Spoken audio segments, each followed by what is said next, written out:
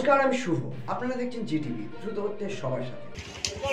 একটা হচ্ছে মুলাখাতে হচ্ছে তার লাগিয়েছে কারেন্টের, চারো সাইডে তার লাগিয়ে মানে রাখছে। তারপরে তখন এরা মাছ ধরতে গিয়েছিল, মাছ ধরতে গিয়ে সকালে উঠে মাছ ধরতে গেছে, মাছ ধরে আসছিল, ওই মুলাখাতে তার লাগানো ছিল কারেন্টের, ওই তারে লেগেই একজনের মৃত্যু হয়েছে, একজন এখন হসপিটালে ভর্তি আছে, রায়গঞ্জ হসপিটালে, ও সিরিয়াস রয়েছে, আর একজনের মৃত্যু হয়েছে। আর একটা ছেলে আপাতত ভালো আছে। তিনজন গেছিলো সকালে উঠে ওরা মাছ ধরতে। আর রাস্তার সাইডে হচ্ছে মুলাখাত, আর ওটা দিয়ে হচ্ছে মাঠে ঘাটে যাওয়ানোর একটা রাস্তা, ওই রাস্তার পাশেই মুলাখাতের চারো সাইডে তার দিয়ে ওরা লাইন লাগিয়ে রেখেছে বাউন্ডারি করে, ওই তারে লেগেই লোকটা মারা গেছে। হ্যাঁ, পোলট্রি ফার্ম আছে তার পাশে।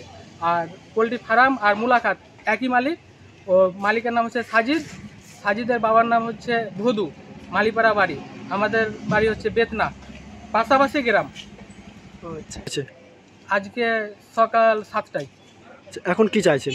এখন আমরা তার চাচ্ছি শাস্তি, কি যেন প্রশাসন দিয়ে যেটা একটা সুস্থ ভালো বিচার চাই আমরা। কি নাম আপনার? আমার নাম অসুকুল। যে মারা গেছে তার নাম হচ্ছে মেরাজুল, তার বাবার নাম হচ্ছে শেখ রসুল। আর যে এখন সিরিয়াস রয়েছে তার বাবার নাম হচ্ছে মজিদ, তার নাম হচ্ছে লালচাঁদ। ওই একই গ্রামে বাড়ি বেতনা। আচ্ছা, যে সিরিয়াস আছে উনি কোথায় ভর্তি আছে? ও রায়গঞ্জে ভর্তি আছে। রায়গঞ্জে। ওনার অবস্থা কেমন আছে এখন? অবস্থা খুব এতটা ভালো নেই। ও ফোন করেছিলাম, বলছে সিরিয়াস রয়েছে।